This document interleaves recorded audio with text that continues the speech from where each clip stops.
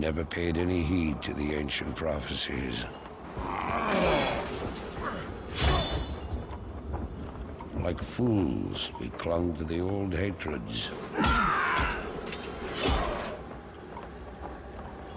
And fought as we had for generations.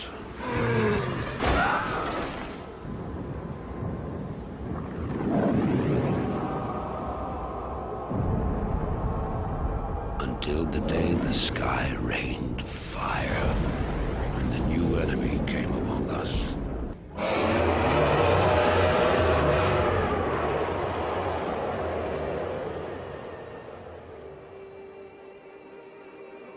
We stand now upon the brink of destruction, for the reign of chaos has come at last.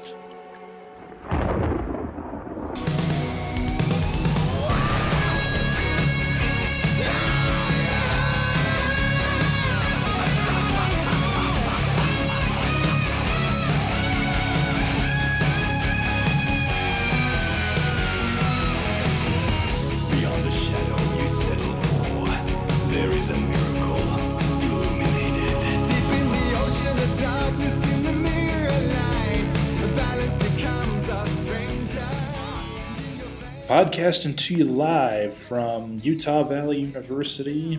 This is Reign of Chaos, the inaugural episode of Reign of Chaos, and I am your host, Arbiter Gundam. You can also call me Robert. Those are the two names I am most well known by on the internet. And welcome to my show. This is a project I've been looking forward to doing for a while now, and I was actually inspired to do it by a few things.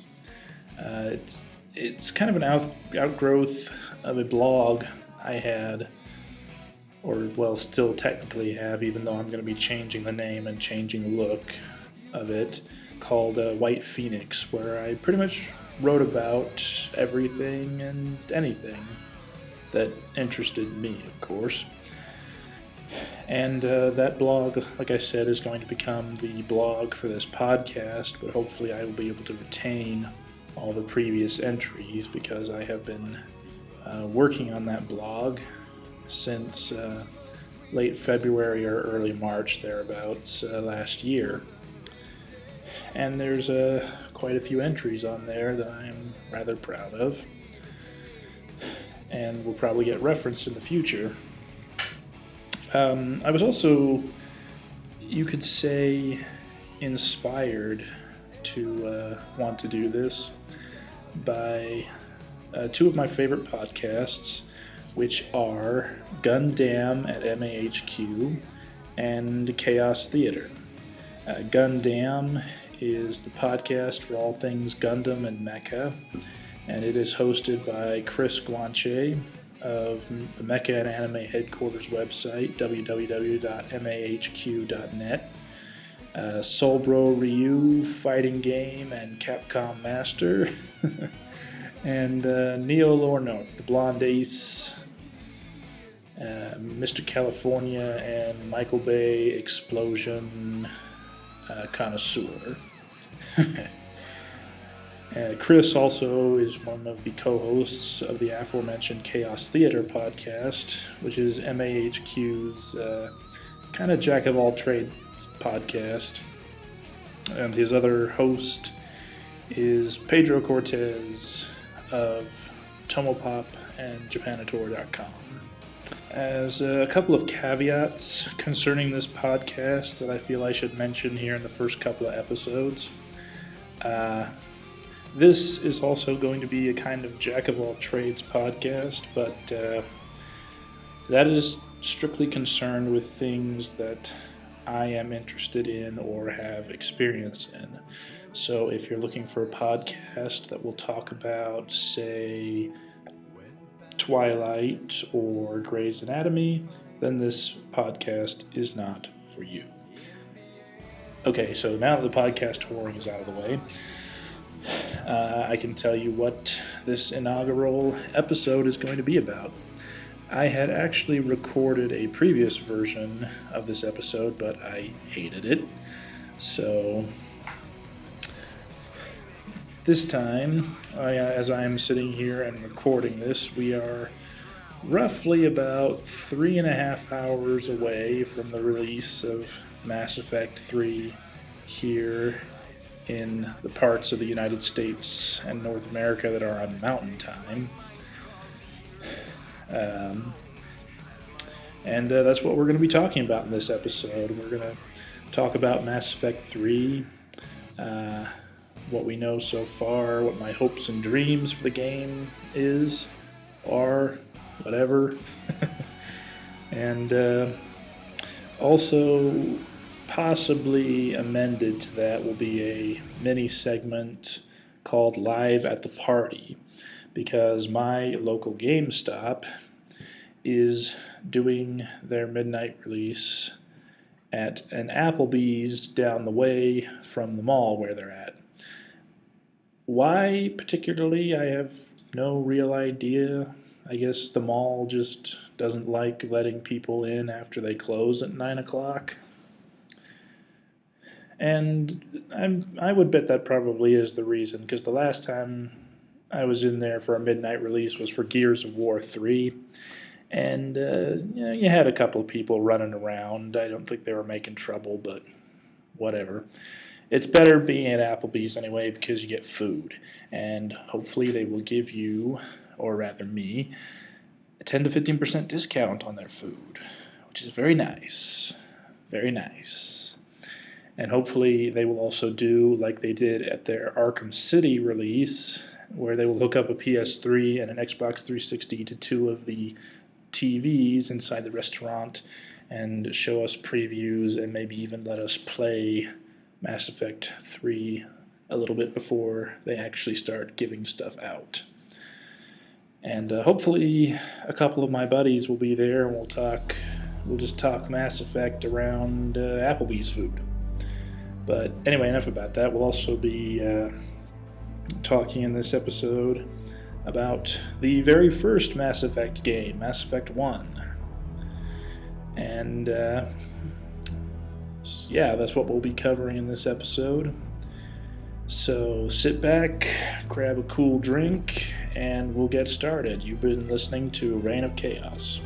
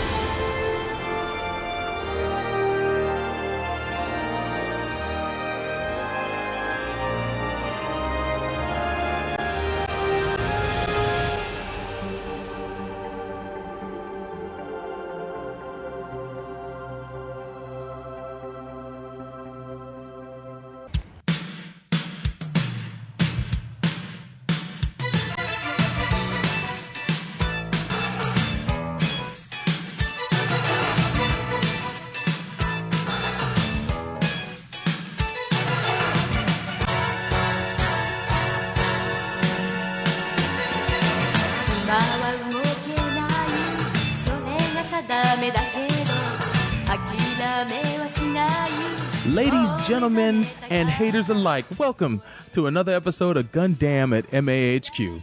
That's right, this is the king of podcasters, and this is Sober Ryu, and I am joined by my co-hosts, Chris. Yo. And Neo.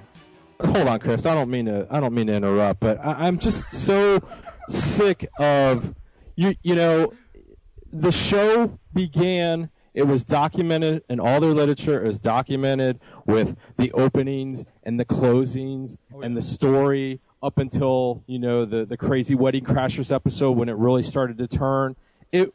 Shin Asuka was originally intended to be the main character. He is the main character. But then for whatever reason, due to writing, due to corporate pressure, whatever it might be, and bringing in the old characters, I don't know what it is, but he was the thing. this whole revisionist thing of, oh, it's obvious he wasn't from the beginning. Oh, really? Okay. Wow. You people are a bunch of freaking morons, and all jokes aside, let's really get our heads out of our asses. It's okay to say he was the main character. There was a switch. Dude, settle down. No, but no need to be so harsh. When he got into the age 1 and was dual wielding with swords, man, it's like, yo, you're a step above your father when he first got into it. So congratulations. But I thought it was a solid. I don't know. His pappy did that nasty little beam shank first time out. Yeah, he did. He was a little undercut with that beam shank. No pun intended. But yeah, I think Awesome fared pretty well, especially against 2 suits, much like Amuro did at the beginning of Mobile Suit Gundam when he was up against the two Zakus. It was a nice little callback to that too. But yeah, I thought it was a solid introductory episode, and I give it 3.5. Used depends. Next on Gundam, you will see the tears of time.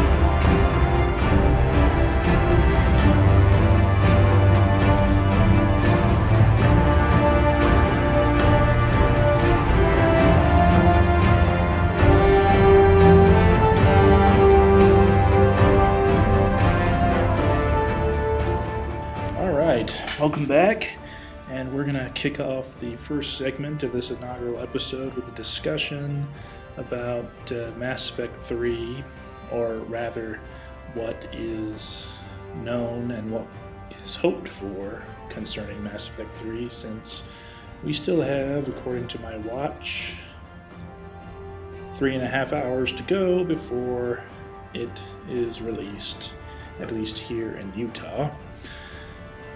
So, Mass Effect 3. Well, I have been a huge fan of the Mass Effect series ever since I got to play the first game, sometime around late 2007, early 2008, because, well, I don't remember when my first Shepard was created, because the save files dates got messed up when I transferred them from our old Xbox to the new one, but it was around that time, and I loved Mass Effect 2 just as much, if not more, and I am so looking forward to 3, and 3 is going to be, I guess, the finale of the story of Commander Shepard, in whatever manner you have played him or her up to this point, whether as a Paragon or a Renegade. But one of the things I really like about the Mass Effect games is that you can have your Shepard be like all Captain America and everything, but also do bad A things, like shoot a natural gas pipeline and make it blow up in a Krogan's face to get him to shut up because he is extremely annoying. I mean, hey, he was going to attack you anyway. It's called a preemptive strike. It's a legitimate strategy. But as far as Mass Effect 3 is concerned, I am very much looking forward to seeing how the story is going to play out, how all the decisions you've made in the previous 2 games, and we're going to get into a little bit more in the next segment and the next episode. But I guess first of all, I am going to be starting the game with my first Commander Shepard that I ever came up with, and he is a manly red-headed man by the name of Jethro Shepard. And if that sounds like a weird name, it probably is. It's actually not a Bible reference, not any more than the name Jethro usually is. It's actually more of a reference to the character of Leroy Jethro Gibbs on the Smash television show NCIS, because Gibbs is awesome and Commander Shepard is awesome, so it's twice the awesome. At least as far as I'm concerned. And I'm very much looking forward to how particularly the relationships are going to resolve, because when I played through Mass Effect 1 the first time, I romanced Liara because, well, I liked her. Who doesn't? And but then when I got to Mass Effect 2, my brother had already played through it once before me, and we were talking about characters that you could romance in that game, and he had romanced Tali, and I got to thinking about that, and so I actually went through that, and now I like Tali as a romance possibly even a bit more than Liara. So I guess you could say my Shepard broke up with her and is with Tali now. And we know she pretty much will probably be in the game and will very likely be on your squad, at least I hope so. Provided, of course, she survives Mass Effect 2, which she did in Jethro's run-through. Who else? Oh gosh, it's been a while since I've played Jethro. I think I left Ashley to die on Vermeer in the first game. Not sure, I'll have to check on that. So Kaden will be back for my first ME3 run-through. Liara, of course. Garrus, who is just the absolute freaking man, or I guess in his case, the absolute freaking Turian. Definitely the second most awesome character next to Shepard. Then, of characters we know that are going to be in the game and very much probably on your squad, there's also this James Vega guy, voiced by Freddie Prinze Jr. I really don't know what to think of this guy. I guess I have heard that he was put into Mass Effect 3 as a golly gee whiz, what's going on here character for the weird people who've never played the first two games before. But I just don't know what to think of him. I don't like his hair, for one thing. I hate faux hawks. I think it's one of the dumbest hairstyles ever invented. Sorry, but I do. Especially when people put it onto their babies, toddlers, and little kids. Then it just looks even stupider. So, I don't know. I guess I'll just have to wait and play through the game to see what I think of him. And lastly, this is a late confirmation, but I guess we are going to have a Prothean squad member.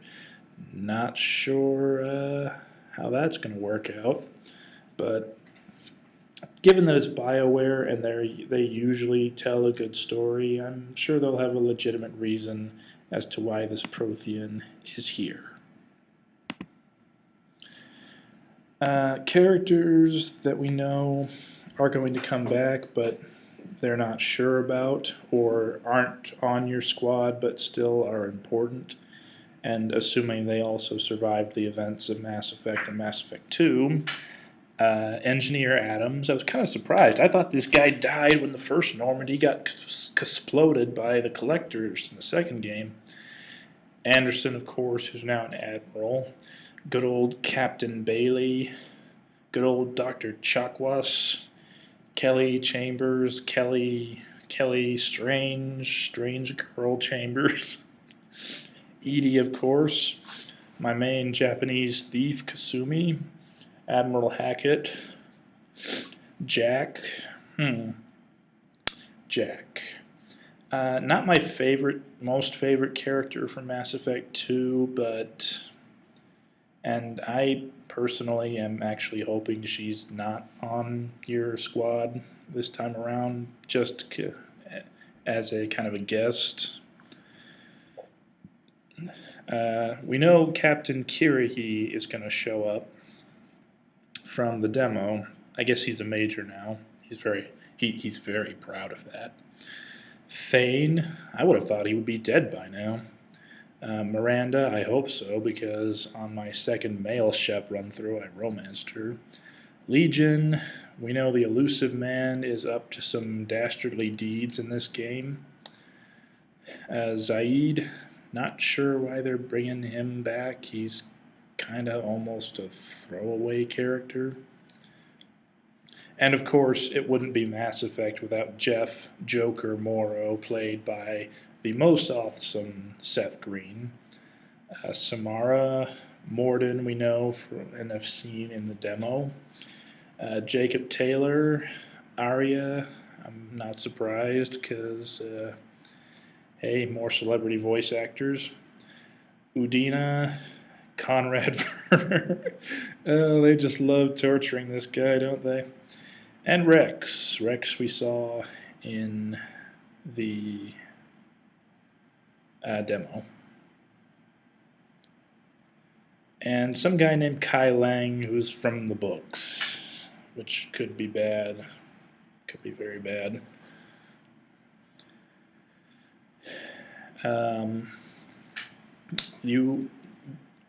Along with Mass Effect 3's plot line of Earth being invaded and Commander Shepard having to go out and unite the galaxy and take Earth back, you're going to be visiting a few new locations that we have never seen before in the Mass Effect series. Earth, Mars, which, if for people who have played through the first two games, you know that humanity first discovered Mass Effect technology on Mars. Rannoch, the Quarian homeworld, currently under Geth occupation. Surkesh, which is the Solarian homeworld. The Solarians are one of the council races, one of the big 4 races in the galaxy, depending on how you play the game, of course. Palaven, which is the Turian homeworld and also one of its moons, and Thessia, the Asari homeworld. According to the web page I'm reading right here, the player will also go back to planets we've been to before and locations such as Ilium, Tuchanka, the Citadel, Novaria, and Eden Prime. And I'm sure we will also visit many minor planets and installations and whatnot throughout the game. And of course, we will be flying around in the most pimpest of starships, the Normandy SR-2. I love the Normandy SR-2 from the second game, and I'm so glad that we're getting it back, and hopefully there's going to be a lot more goodies on board now that it has been refitted by the Alliance. So what else can I say about Mass Effect 3? As I said, I'm really hoping that Tali and Garrus will be in your squad again. And I would guess that whichever character of either Kate Alenko or Ashley Williams you saved, in the first game will probably be on your team as well, because there's a lot of emotional baggage there that needs to be resolved.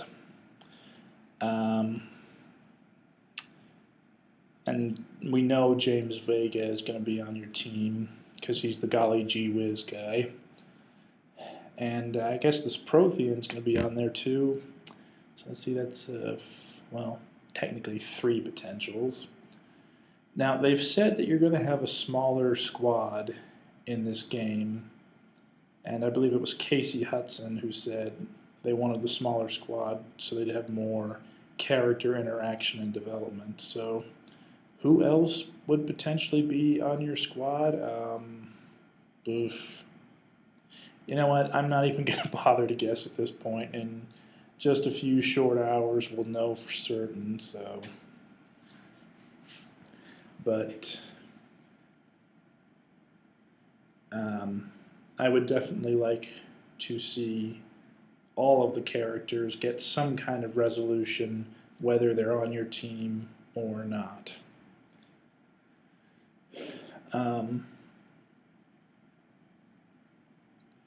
The way I think the game is going to go is we already know from the demo that you start on Earth, Commander Shepard, after the events of the Arrival DLC, the last DLC that was released for Mass Effect 2, that Commander Shepard went to Earth to answer to the Alliance High Command for the actions that he or she had performed concerning the Arrival. Well, I'm going to backtrack a little bit here, and I'm going to assume that people who are listening to this probably already have some interest in Mass Effect and probably already have some knowledge of Mass Effect. But anyway, the basic story is Commander Shepard has uncovered a plot by an ancient race of machines known as the Reapers, who are basically going to come to the galaxy, wipe out all organic life, and let it start over. And this has been going on in a cycle every 55,000 or 50,000 years at this point. And as Commander Shepard, you are going to do your damnedest to break the cycle and kick the Reapers' collective butts. So, from the demo, we know that Commander Shepard starts off on Earth at Alliance High Command, and you've been there for a while and you're getting kind of antsy about not having a ship and not being out there trying to pull together a defense against the Reapers, when, oh look, here they come. And the Alliance is tough, but when you fought Sovereign in the first game, it took multiple fleets and a lot of luck just to kill Sovereign, and Sovereign was one Reaper. And you're probably dealing with very likely thousands of the buggers. So you're going to need as much help as you can freaking get. So the Reapers invade, you manage to escape the throes of the initial invasion, climb on board the Normandy, and I'm assuming you head out from there, do a bunch of missions where you're going to gather as much strength as you can, and eventually the final battle will take place on Earth. You'll have to face opposition from the Reapers, of course, and from Cerberus. And now this is one of the things I'm kind of curious about, because in the second game, spoiler alert, Cerberus resurrects you, and you work with them to defeat the Collectors, who are agents of the Reapers. Now, if you play the game through as Paragon, because this is a BioWare game, and they have that morality scale, light side or dark side, or as they say in Mass Effect, Paragon or Renegade. And if you play through as Paragon, you basically give the middle finger salute to the elusive man, the guy in charge of Cerberus, wonderfully played by Charlie Sheen. You give him the middle finger at the end of the game, and I guess we now know Shepard goes back to the Alliance.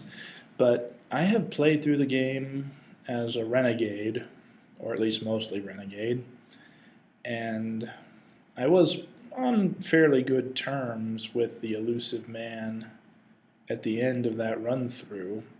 So I'm really wondering how they're going to justify, especially from a renegade point of view, why you're now at odds with each other. I'm sure it's probably going to be because the elusive man wants to do something extremist and crazy that not even the most renegade Commander Shepard would approve of, but, well, it better be something pretty out there, because I don't know about you guys, but it would actually be kind of interesting for a renegade Commander Shepard to still be in alliance with Cerberus, and it could be an interesting end to the game where, if you play it right, involving decisions from the first game, or, well, I guess more like the second game, Cerberus takes over the galaxy. Well, we'll see, I guess. I guess there have been some complaints in that quarter where some have said, well, it's like you don't even need to bother playing the first two games because you get the same, how do I say this? It's the same scenario, it's the same basic scenario in Mass Effect 3 no matter what you've done in the first two games. And, well, actually you could technically kind of say that about the second game too. It's no skin off of my back, and I'm sure that once I get to the end of Mass Effect 3, I'm going to think it's the most freaking awesome thing I've ever played. Now, having said all these good things about Mass Effect 3, there are some things I'm kind of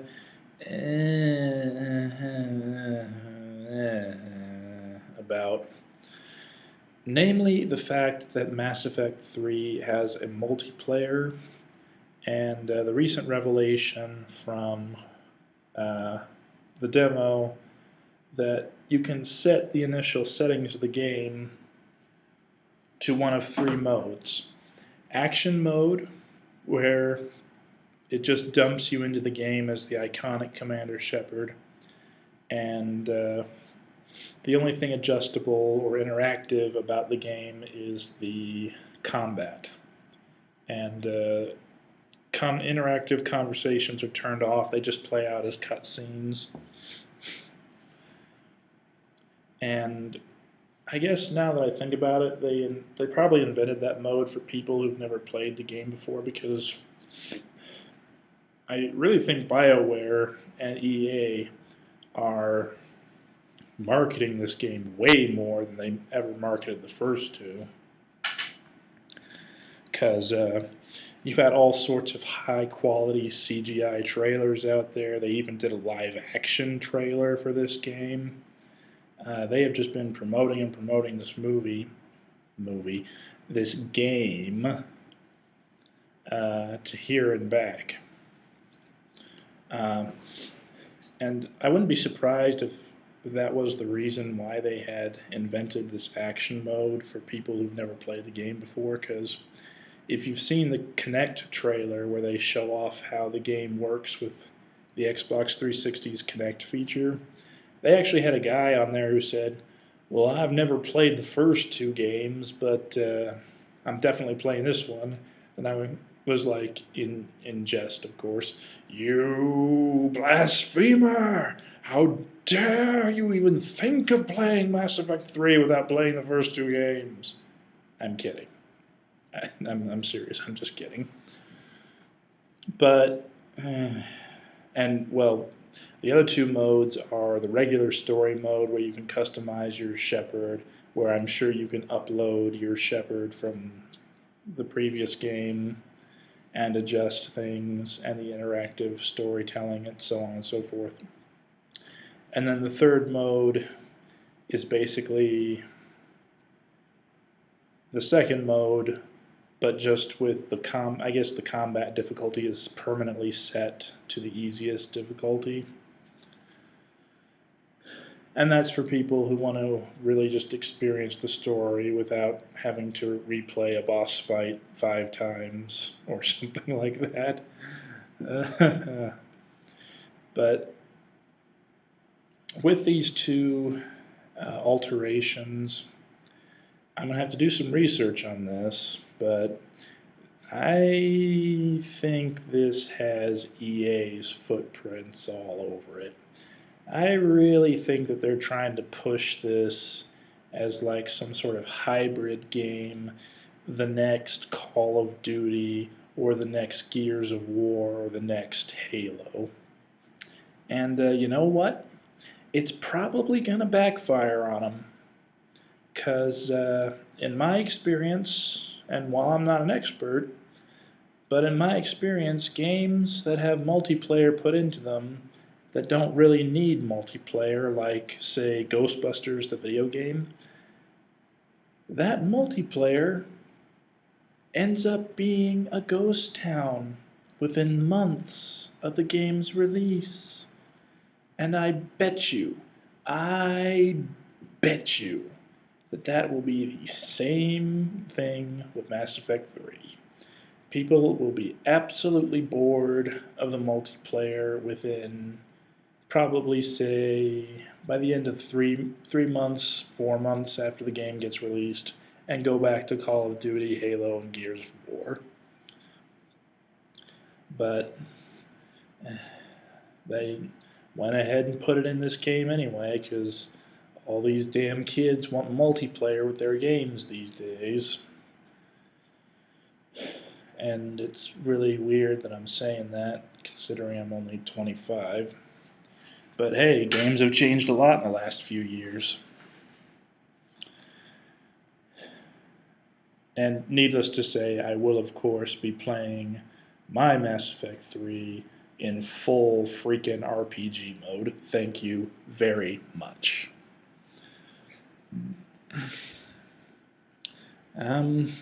Geez, what else is there to say since the game still hasn't been released yet? Oh, and the skill tree system, from what I've seen in the demo, seems a little overcomplicated from the way it was in the first 2 games. I think they added a little bit too much rule of cool there. But, well, I guess that's pretty much it until I can play through the game and see what all there is to see. And in closing, I'm getting the Mass Effect 3 and 7 Collector's Edition, which is going to have a lot of neat little goodies attached. And I'll be posting information about that on my blog, which technically will still be White Phoenix up until the release of this episode. And hopefully we'll be able to get some audio from the party. And that's going to be it for this particular segment on Mass Effect 3. Here's to hoping that this is going to be not only the most awesome game of 2012, not only the most awesome piece of multimedia of 2012, but one of the single greatest video games, period. And, oh, Femship? Yeah, it's all about Femship. Alright, well, we'll close this segment out now and take a short break. You've been listening to Reign of Chaos. But no matter what scars you bear, whatever uniform you wear, you can fight like a Krogan, run like a leopard, but you'll never be better than Commander Shepard.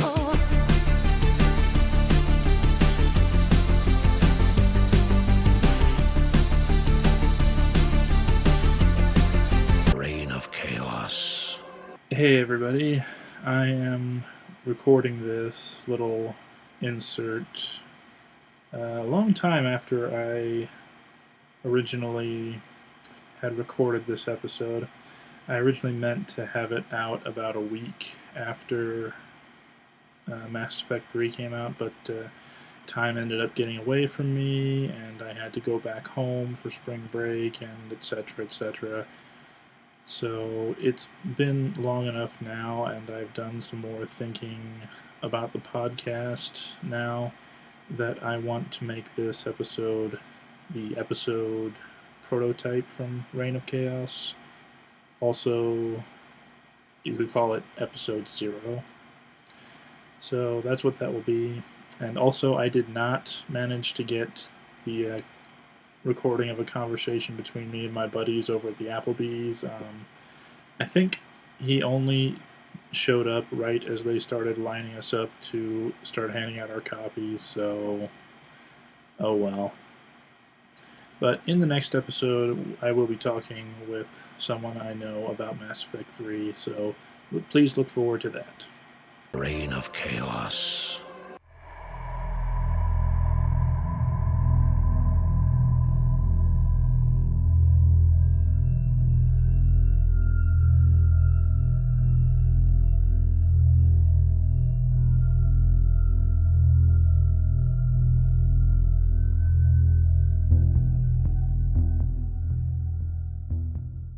Alright, welcome back to Reign of Chaos, and the second segment for this episode.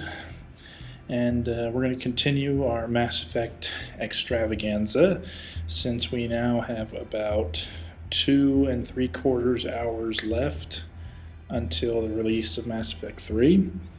And this segment is going to be about the first game, Mass Effect 1. And to just give a warning here right at the beginning, I'm going to be discussing this is going to be an all-encompassing Mass Effect discussion, meaning that there are going to be major spoilers, so don't say I didn't warn you. So, Mass Effect 1. The original, the one that started it all. Was originally released in November 2007. And you know what? I don't actually remember when I first played it. I know I didn't play it right when it came out. So it was either in December 2007 or early 2008. As I said previously, I can't be sure because my first Shepard's data got messed up when we transferred it from my old Xbox. But the basic story of the first Mass Effect game is that it is the year 2183. Decades previously, humanity had discovered alien ruins on Mars, and they had led to the discovery of a substance called Element Zero, which made faster-than-light travel possible. They then discovered a strange alien machine that we had previously thought was Pluto's moon Charon, but is actually a device called a mass relay, which is a giant Mass Effect engine which can catapult an object between it and any other mass relays it is connected to, jumping a ship dozens, and most of the time hundreds or even tens of thousands of light years across the galaxy in a relatively short amount of time, because even though ships can move at light speed, they are still somewhat limited in how much beyond light speed they can go, and how far they can travel at FTL speeds. And humanity discovers that the galaxy is basically run, for the most part, by a group called the Citadel Council. And the Citadel Council is based on a giant space station of the same name, the Citadel. And humanity eventually becomes part of the galactic community, although not without difficulty. First Contact was definitely not like the version presented in Star Trek. First contact in the Mass Effect universe was actually a war between humanity and a race called the Turians. So that was not exactly a fun introduction to the greater galaxy, but humanity got past it, and now they are one of the fastest growing and rapidly influential species in Council space. And as the game begins, you take command of the character known as Commander Shepard. And since this is one of BioWare's ubiquitous RPGs, Commander Shepard can literally be, well, almost anything you want him or her to be. When you begin the game, you can alter the commander's appearance and his or her background story. And when you jump in to the game, you are on board the brand new Human Systems Alliance stealth frigate, the SSV Normandy. And you're introduced to your colorful crew, which includes Jeff Joker Morrow, played by the ever-so-funny Seth Green, and Lieutenant Kaden Alenko, played by Carthonasi himself, Raphael Sparge, and I'm probably mispronouncing that. And to make a long story short, you eventually find out that you're being considered to become a member of the Spectres, which are the Council's elite agents that are basically above the law and can do whatever they want to protect the galaxy. And things start going rapidly into the crapper when you find out that the beacon, the ancient Prothean beacon you are going to Eden Prime to recover, is possibly being stolen, and that Eden Prime is under attack. And the story proceeds from there. I really don't want to go into like a complete retelling of the story, because I've already played through this game 4 damn times. But it's worth it. It's worth it because BioWare makes freaking awesome games. With the exception of Star Wars The Old Republic, which is only available for PC and not Mac or consoles. Thanks a lot, BioWare. I wasn't even really that interested in it anyway, but that's a subject for another time. I'm just going to kind of talk about more my experience of Mass Effect and why I think it is so awesome. So, here we go. I have been a huge BioWare fan ever since I played Knights of the Old Republic back in about 2005. I had enormous fun with that game, and I recognized that, hey, this is a company that makes good games, so I immediately went out and got Jade Empire for my originally just the plain old Xbox. And pretty much everything since then. Mass Effect 2, Dragon Age Origins, Dragon Age 2, and now Mass Effect 3. And I will likely get Dragon Age 3, or whatever they want to call it, whenever they get to that. And Mass Effect takes a lot of the elements that I was familiar with from the previous BioWare games, such as Knights of the Old Republic and Jade Empire, and does a big sci-fi twist on them.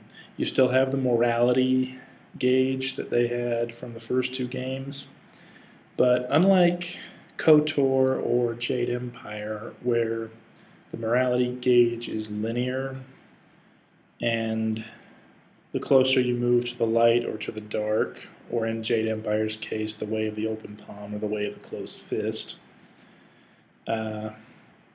it affects not just your general appearance, but things you can and can't do in the game. And they sort of do the same thing in Mass Effect, but it's not linear.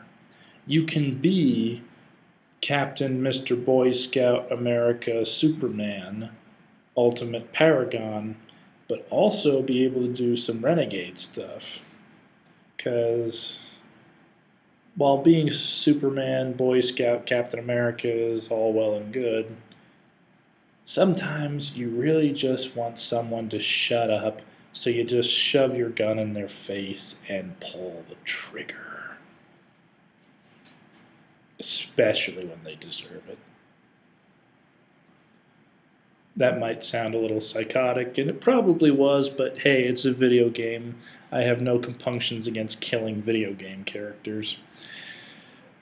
Anyway, and you could say this is probably not a good attitude to have when it comes to video games, but I'm a story guy. I like stories. And at least with RPGs, unlike a certain recent video game we could name, Gears of War 3, you can expect a good story from a BioWare game, and they delivered in Mass Effect 3, not 3, in 1 in spades. I mean, it can get a little clunky, especially when you stop the main story missions to go off and do side missions to build you and your teammates up. So you can do some of the main story missions, but all in all, it's well done, well written, and it was one of the most epic games I had played up until StarCraft 2 and Mass Effect 2. And also another staple of BioWare games that I like generally are the characters. You really like the characters in this game. The guys you travel with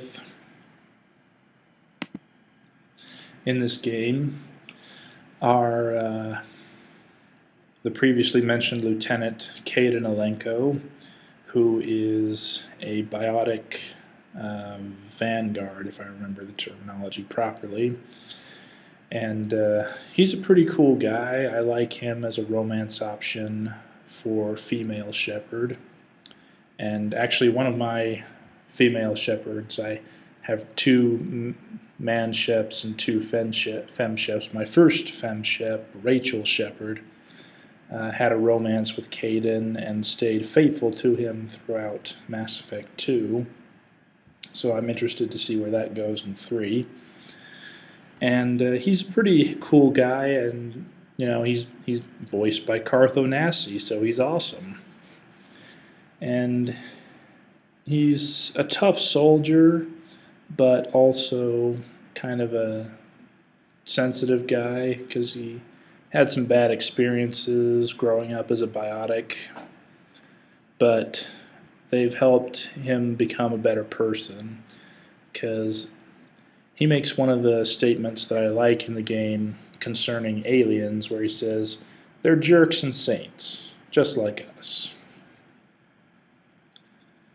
And they don't really expand upon this too much, I guess, because you can pick whatever class your shepherd can be. So shepherd will not necessarily be a biotic when you strike up conversations with Caden, but he's what they call an L2 biotic, which means he has the L2 biotic implants, and they give him a lot of migraines. And I kind of wish they had gone into this if your shepherd is also a biotic. And it's, I assume, has better implants. In fact, I think the game does tell you that your shepherd has the L3 implants, which don't bother him or her at all. Moving along, you also have Sergeant Ashley Williams, the tough, spunky, down-to-earth non-com, and she's not afraid to set you straight, even if you're her commanding officer. I romanced her in my second man-shep playthrough. I called him James Shepard, and he is actually my one and only Renegade Shepard. And I really think Ashley does work better as the Renegade romance option, because she's not all that fond of aliens, and you do have the option to play off Shepard as a complete racist jerk. But I still like her. She's not my favorite female character from the last 2 games, but I like her. And she has apparently gotten something of a makeover in the 3rd game, and looks quite a lot hotter now. But she was still hot in the 1st game. You also have one of my favorite characters, Mr. Garrus Vicarian, Archangel, butt kicker and sniper extraordinaire, and the 2nd most awesome character in the game behind Shepard. And in this 1st game, you're just starting out with him, and you know, like I said, it's just a testament to the way BioWare crafts its story and its characters, in that, you know, each character has their own background story. With Garrus in particular, he's a frustrated Citadel security officer who joins up with Shepard to kick butt and take names. And you never get bored with them, at least not in the Mass Effect series. I had some issues with the characters in Dragon Age, but that's a segment for another time. Anyway, Garrus is awesome. Then Urdnot Rex, which is basically your heavy for the game, and he's also a tough, no-nonsense kind of character, but very gruff and much more to the point, and not as, how should I say, as romantic, I guess, as Ashley, because as tough as Ashley is, she also has that soft side to her where she likes poetry and stuff like that. But Rex is just, well, you better not stand in my way, because I'm going to kill him. And I'll kill you too if you're in my way. Oh, but that's a horrible Rex impression. I apologize. I'm not very good at doing stuff off the cuff. But I wouldn't say Rex is my most favorite character from the first Mass Effect game, but he's likable. You like him. He's as gruff as he is, you'd still like to hang out with him.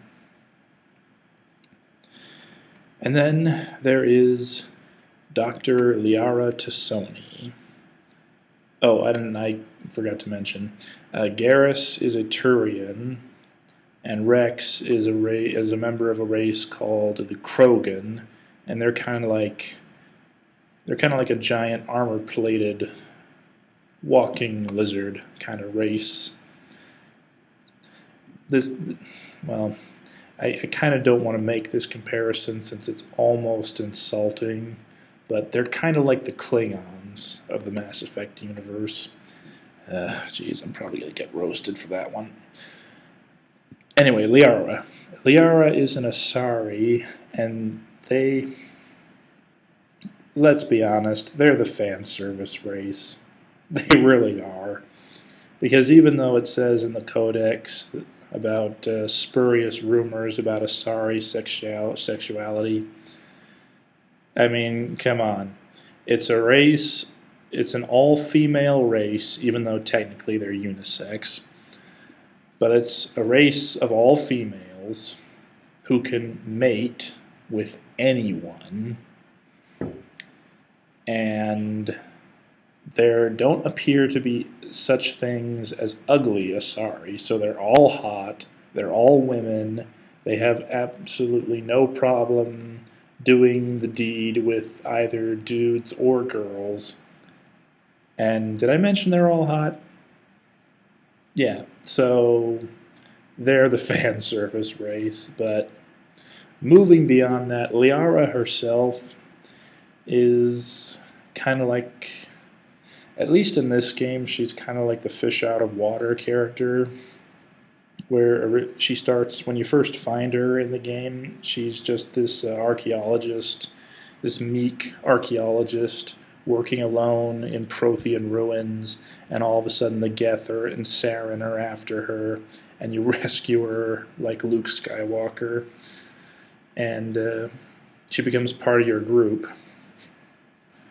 And you can kind of tell she's a lot more naive in many ways than the other members of the crew, and Ashley in particular likes to rib her a little bit. But I like her as a romance option for Shepard a lot more than Ashley. That's just my personal preference because, well, I guess I just do. Even if I think her voice actress played her a little too, how shall I say,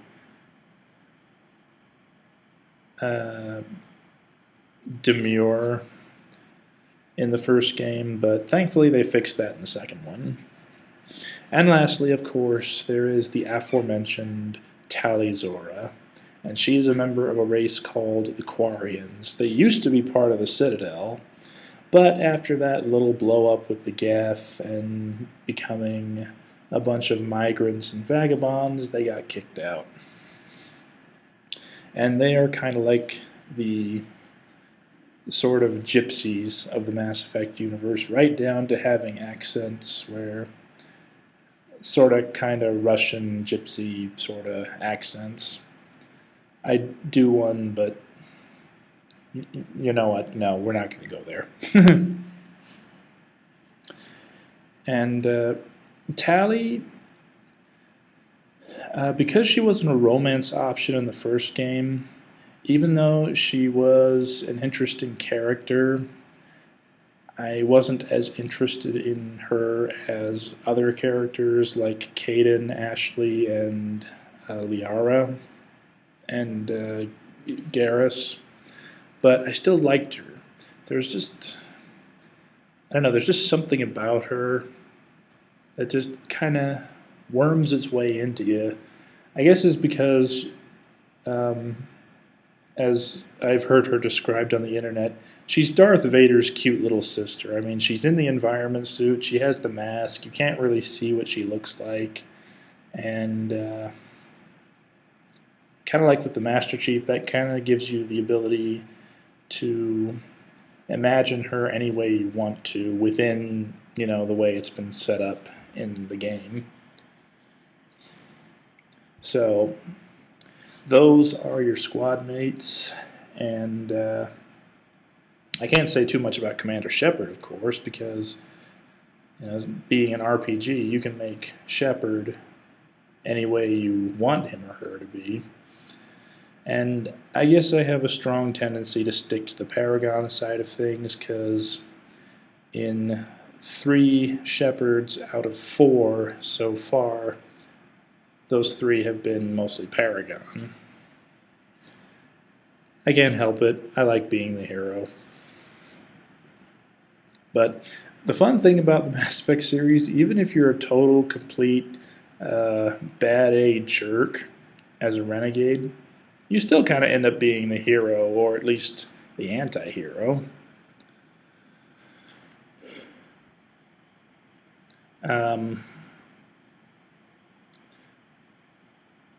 Kind of going back to the story of Mass Effect 1, again, it's kind of like the previous RPGs that BioWare's made, where you have a series of locations that you go to and you can explore, but I don't mind that, because that's one of the things that I really like about RPGs. It's one of the reasons why I dislike Final Fantasy XIII so intensely, but again, that's for another segment. What were my favorite locations from the first Mass Effect game?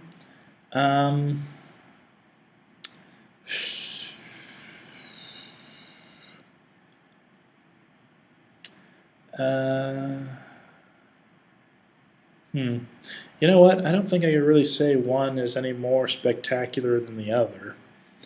What I did like was in the grand finale of the game, where you go crawling across the outside of the council tower on the Citadel. That was, and Sovereign's there clutching onto it. That was a particularly good setting that I liked. But no, I can't really say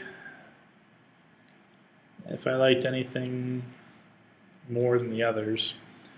That will have to be a subject for the discussion of Mass Effect 2.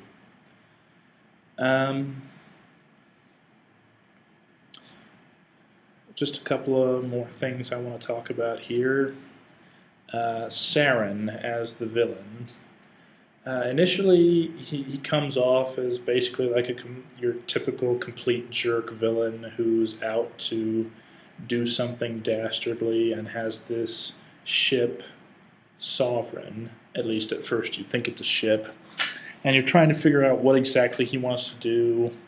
And you kind of think at first that he's just like some sort of megalomaniac that wants to take over the galaxy, but gradually as you go through the game, you learn more of what's going on until you realize, oh crap, Saren isn't the real threat, Sovereign is, because Sovereign isn't a ship, Sovereign's a Reaper, a member of a race of giant machines that cleanse the galaxy of organic life every 50,000 years.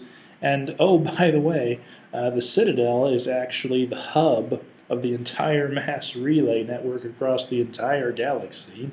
And the Reapers, when Sovereign sends the signal, are going to come through in force and are going to destroy life as we know it. Oh, crap. But, as you find out during the course of the game, the signal didn't work properly thanks to the Protheans, and that's why Saren is helping Sovereign to open the Citadel relay. Now here's the kicker. When you have your first major confrontation with Saren, it honestly sounds like he is resisting the effects of Sovereign's indoctrination, which is the ability the Reapers have to make organic beings basically become their thralls and eventually turn them into the weird as crap husks, which are basically the zombies of the Mass Effect universe, and eventually just kill them. And you can you can play the Paragon route and warn him that, you know, Sovereign's just going to make him his puppet, but it doesn't work. And then when you have your final confrontation with Saren, it becomes apparent that, yeah, Saren might be a bad guy, not necessarily a villain, but a bad guy, but he had good intentions, but ultimately he wasn't as strong as he thought. His pride ended up being his downfall, and he really is being controlled by Sovereign. And if you play the Paragon route, you can have him break control of the indoctrination long enough for him to put a gun to his head and end it. But all in all, even though you can hate Saren for his actions, you end up understanding why he did what he did. And I think that's the mark of good storytelling, where I do think you need villains that you hate, or at least dislike, but they also tell Saren's story in a way that you understand why he is the way he is. And one last thing here. The Citadel Council. Oh, the Citadel Council.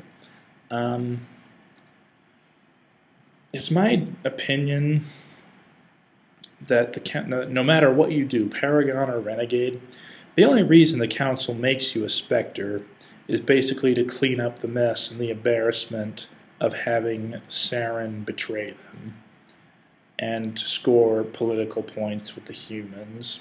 it's not because the Council believes in Shepard, because as you play through the game and report back to the Council on what's going on, it's pretty obvious that the Council is not listening to you. Mainly in the form of the Turian Counselor. Boy, do I hate that guy. I mean, I think he's probably the reason why people would not like the Council, because he's just such a jerk. Such a jerk. I mean, the Solarian and the Asari Counselors seem fairly reasonable, if kind of ambivalent, but that Turian, oh man. If there was a way just to have him die and have the other two counselors survive, I'd take it in a heartbeat.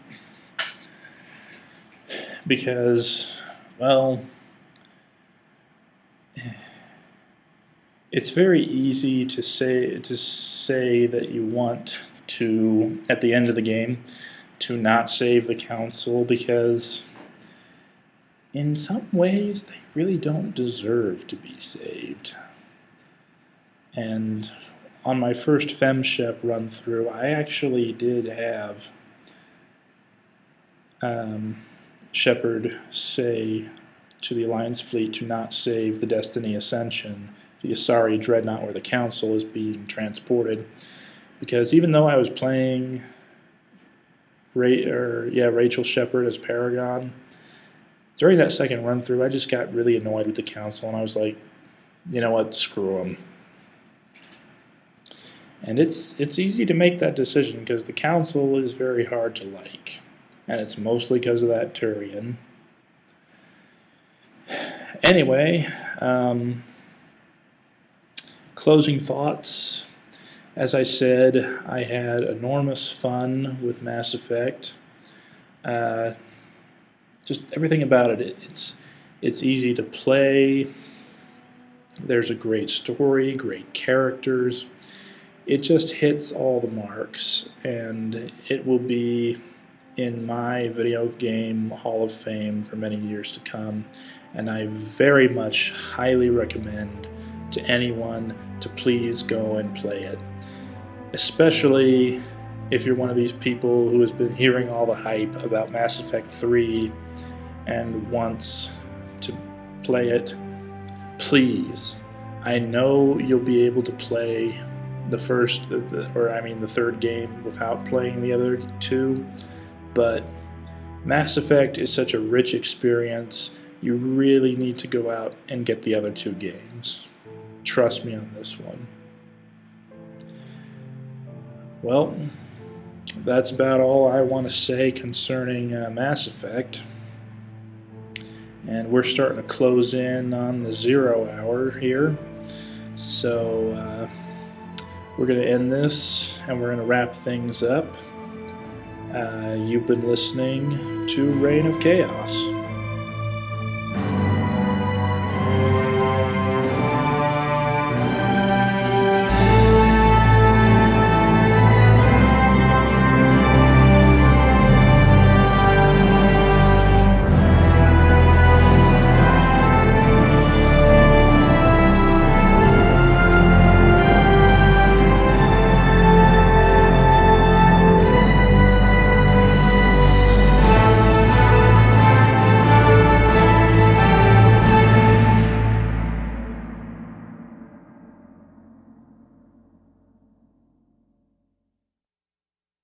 Reign of Chaos.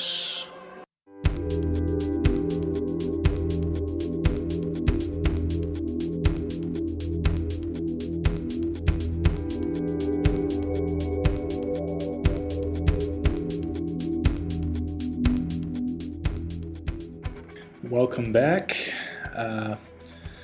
We're going to now close out this inaugural episode of Reign of Chaos. I'd like to thank you for listening.